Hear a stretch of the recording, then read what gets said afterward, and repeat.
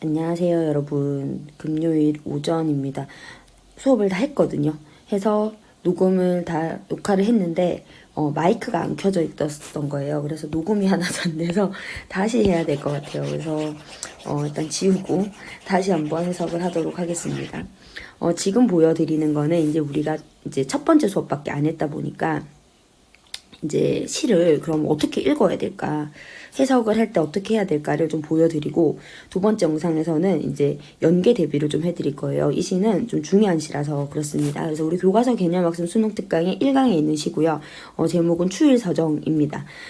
시를 보실 때 이제 우리가 현장에서 이제 가시, 나시가 있잖아요. 그러면 가시는 보통 연계시일 거란 말이에요. 그럼 나시가 보통은 이제 비연계인데, 그럼 뭘부터 제일 먼저 봐야 되느냐? 당연히 보기 박스를 보셔야 됩니다. 그래서 여기다 좀 적을게요. 보기를 먼저 보시고, 자, 보기를 먼저 보는 이유는 해석의 기준을 찾기 위해서입니다. 그래서 해석의 기준 을 잡기 위해서 어떻게 해석을 할 건지 출제 요소가 있을 거니까, 플러스 정보를 좀 얻기 위해서인데요. 요즘에 보기는 100% 다 맞는 진술이 아닐 수가 있어요. 여러분들 생각을 한번 해볼게. 자, 부정 질문에 여러분들이 출제자라고 생각을 해볼게요. 그러면 4개는 맞는 선지, 1개는 틀린 선지가 있어야 되잖아요. 그러면 이 보기 내용과 연결해야 된단 말입니다. 이거를 그랬을 때 1개를 이제 틀린 진술을 만들어야 되잖아요. 그러려면 제일 좋은 방식은 여기에 90% 보기를 90% 믿을 수 있도록 만드는 거예요. 그러면 10%는 뭐냐면, 사실 이 작품에서 맞지만 내용이 틀리면 안 되니까 근데 드러나지 않는 거죠. 작가에 대한 설명을 하는데 그 작품에는 그 내용이 없는 거예요. 뭐 이렇게 하면 어때요? 작품하고 연결하기가 너무 좋겠죠. 그럼 요거랑 연결해서 답을 만들고, 나머지는 다 이렇게 연결해서 맞는 진술을 만들어 버리면 돼요. 자, 그럼 아니면 어떤 경우냐면, 이건 진짜 100% 다 드러나는 거예요. 100%. 그런데 엉뚱한 부분하고 연결을 하는 거죠. 그렇게 해서 틀린 진술을 만들어 버리는 방식이 있다. 어쨌든 간에 90이든 100이든 부정 질문이든 긍정 질문이든 간에 여러분들은 요걸 이제 기준을 삼아서 좀 해야 되는데, 요 생각을 좀 하면 좋을 것 같아요. 90%일 수도 있다라는 정도. 그리고 자, 두 번째, 보기를 봤으면 이제 제목으로 가셔야 돼요. 자, 시의 제목이 중요한 이유는 이 제목이 그 자체로 그냥 시적 대상일 수가 있기 때문이에요. 그래서 제목이 특히 명사일 때는 그 자체가 시적 대상이구나 라고 생각을 하시면 편합니다. 아시겠죠? 그리고 문장인 경우가 있어요. 시들이 문장이 제목인 경우, 그때는 그냥 종결, 완벽하게 이제 끝났다 할 때는 그 자체가 주제일 가능성이 높아요. 그래서 나는 너를 보고 싶다 이러면 그게 주제인 거예요. 그 다음에 비종결이라는 거는 덜 끝난 거죠. 그때는 이 비어있는 부분이 주제다. 뭐냐면 생략된 부분이 주제인 겁니다. 우리가 눈발이라면 이러잖아. 그러면 뒤에가 없거든. 그러면 그 우리가 눈발이면 뭐가 어떻게 되는데 했을 때 시를 다 읽어보시면 한방눈이 대자예요. 그래서 한방눈이 대자라는 거는 한방눈의 의미만 알면 되잖아요. 한방눈은 겨울에 보리들을 막 이렇게 덮어서 이렇게 잘 키워주는 존재란 말이죠. 그렇기 때문에 이 한방눈은 뭔가 다른 사람들에게 위안도 되고 막 이런 존재다. 결국은 주제가 뭐냐면 이웃에게 위로가 되는 그런 사람이 되자, 뭐 이런 겁니다. 그래서 비종결일 때는 그 생략된 부분을 시에서 찾으셔야 되고, 그걸 바탕으로 시를 읽어주시면 됩니다. 그래서 제목을 반드시 보는 거죠. 자, 그렇게 되면 우리는 추일서정이라는 제목을 보게 돼요. 맨 처음, 그죠? 자, 정보가 좀 어느 정도 있다고 보고, 추는 가을이죠. 그래서 계절적 배경이 아예 그냥 드러난다 라고 보시고, 일은 날이니까 가을날을 보고 있겠네요, 화자가. 그죠? 그리고 서정은 정서입니다. 정서라는 것은 지금 화자는 자신의 정서를 직접적으로 드러낼 가능성이 높아요. 그래서 가을날의 정서구나, 어떤 정서일까까지 생각하시는 거예요. 어떤 정서일까까지 그렇게 보시면 돼요. 자, 내려가면 이제 가을날이잖아요. 그럼 가을을 어떻게 표현했을까라는 생각을 하셔야 돼요. 보니까 첫 번째 뭐가 나오냐면 낙엽은 이렇게 나와. 가을이라 하면 낙엽만큼 가을을 잘 드러내는 소재도 없다, 그죠?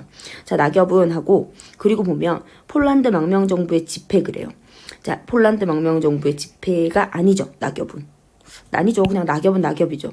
자, 그랬을 때 조금 크게 하겠습니다. 낙엽은 뭐냐면 A네요. 원관념이네요. 그 다음에 폴란드 망명정부의 집회는 실제 아니잖아요. 비유죠.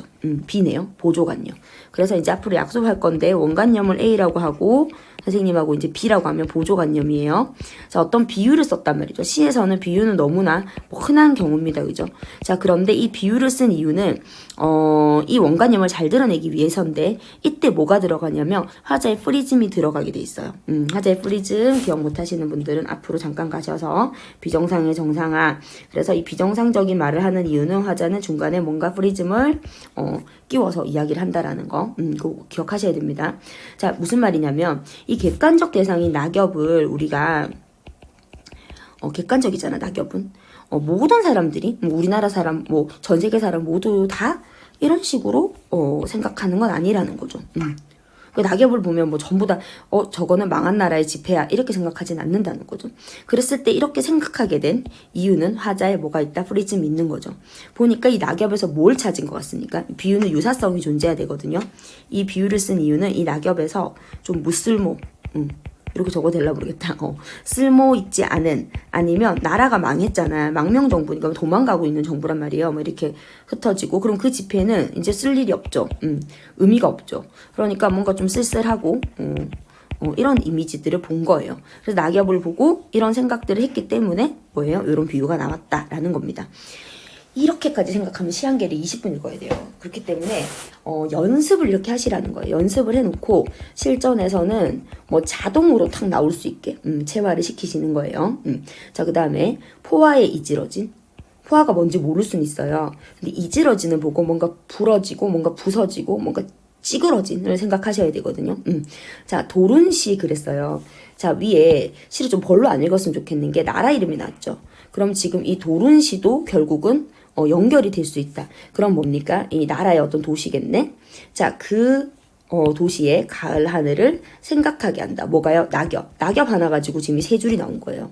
그래서 정리하자면 비정상적이잖아. 이 부분이 정상화 시켜볼게요. 화자가 뭐를 보고 있다? 낙엽을 보고 있어. 근데 낙엽을 뭐라 해? 지폐. 망한 나라 지폐라고 얘기를 하고, 이 낙엽을 보니까 폴란드인지 어딘지 모르겠다만 어느 도시가 생각이 난다. 그리고 그 도시는 뭔가 포화가 뭔지 모르는데 불인 거 보니까 뭐 불이 났든 하여튼 뭔가 이지러진 박살이 났는 어떤 그런 모습들이다. 자, 이랬을 때 우리는 하나를 보겠습니다. 이 그림을 하나 그려볼게요.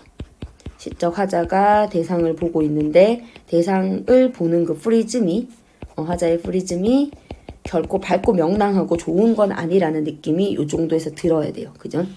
그 다음 자 가보면 이번에는 뭘 보고 있냐면 길을 보고 있어요. 낙엽이 있고 길이 있네. 한 줄기 구겨진 넥타이처럼 이렇게 얘기하잖아. 자 그러면 한 줄기 구겨진 넥타이가 B가 됩니다. 그죠?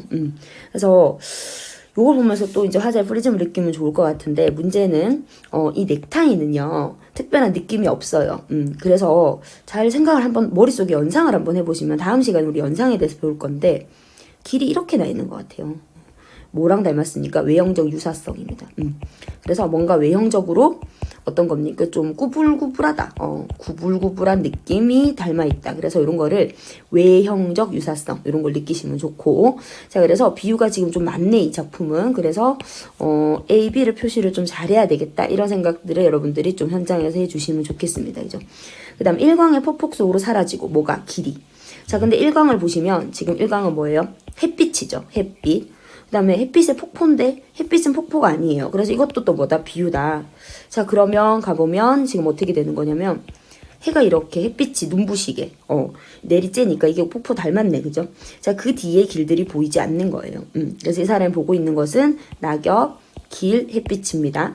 자 그 다음 조그만 담배 연기를 내어 뽑으며 담배를 누가 피나 보다. 그죠? 2시에 세로 2시에 급행차가 들을 달린다. 자, 이 내어 뽑으면서 들을 달리는 게 바로 급행차가 되기 때문에요. 급행차가 A가 되겠고 그리고 지금 보니까 담배 연기가 B가 되겠습니다.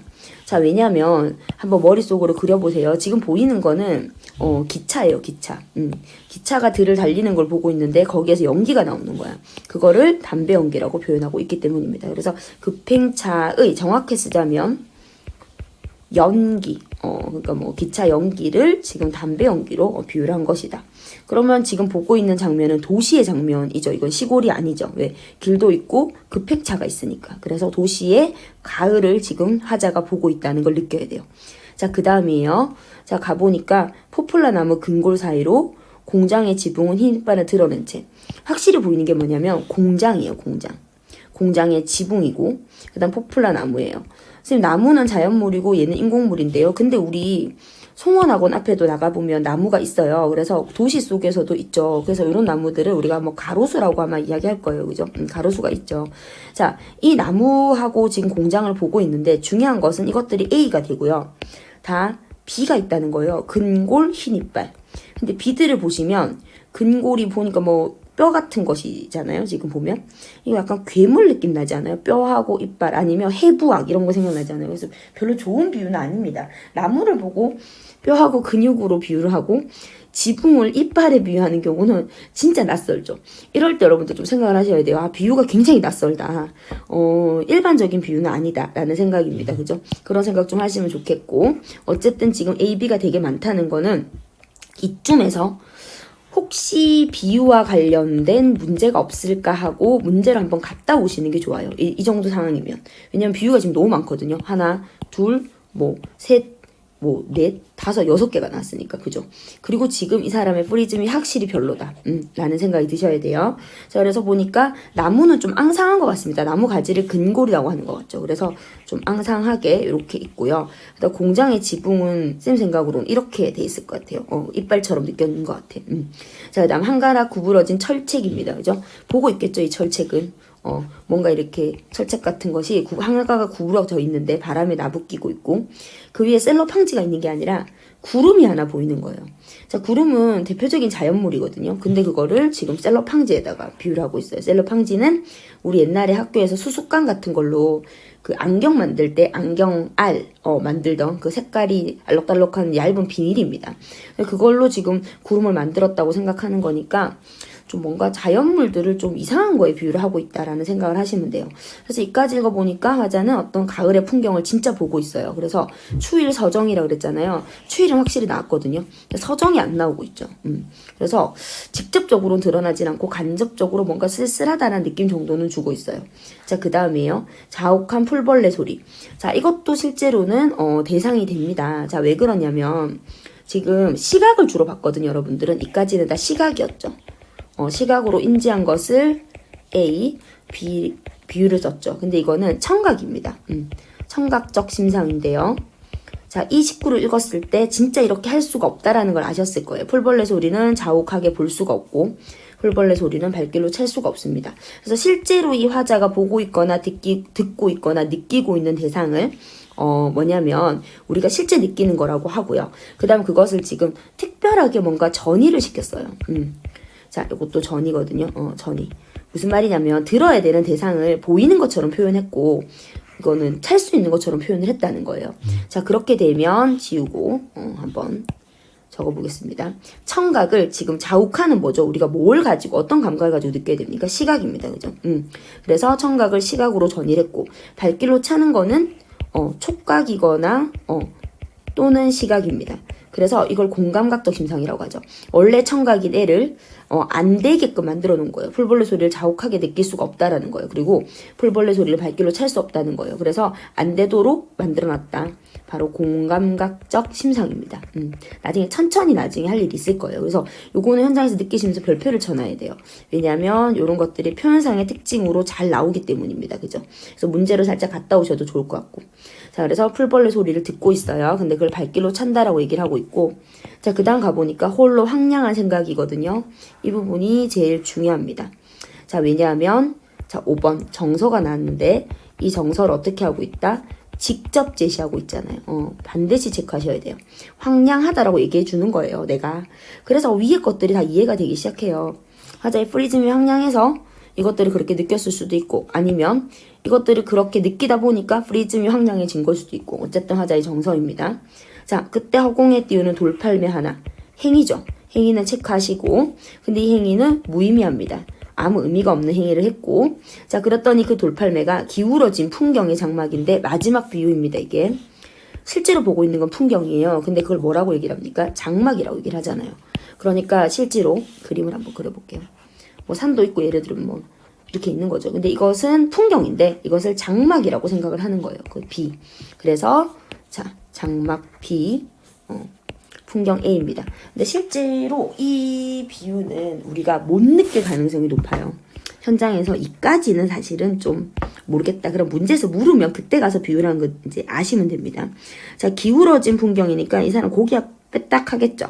장마 저쪽으로 이 돌팔매가요, 고독한 반원을 긋고 잠겨 가는데, 돌팔매를 던졌으니까 당연히 이렇게 떨어지겠죠. 그러니까 반원인데요. 문제는 여기에 나오는 고독한입니다. 그죠? 이 고독한 거는 비정상의 정상을 해볼까요? 반원이 고독할 수 없기 때문에 5번 정서, 화자의 정서가 되고요. 화자는 원래 황량하고 고독했는지 아니면 이 풍경을 보고 이렇게 된 건지는 모르겠는데 어쨌든 이런 정서를 가지고 있습니다. 그래서 이것이 바로 제목이네요. 추일 정서입니다. 가을날의 나의 정서는 바로 고독하고 황량하다, 이런 겁니다. 그래서 요 정도까지 해석을 하셔야 되는데 속도감은 이 속도감이면 안 돼요. 그래서 속도감은 굉장히 빨라야 됩니다. 하지만 A, B를 표시하셔야 되고 하시면서 읽으셔야 되고, 특히 이런 공간각도 신상은 보시면서 체크 좀 하실 수 있어야 되고, 몇 가지 정도 놓칠 수는 있습니다. 요런 걸 놓친다든지, 놓칠 수 있는 거 좀 표기해 드릴게요.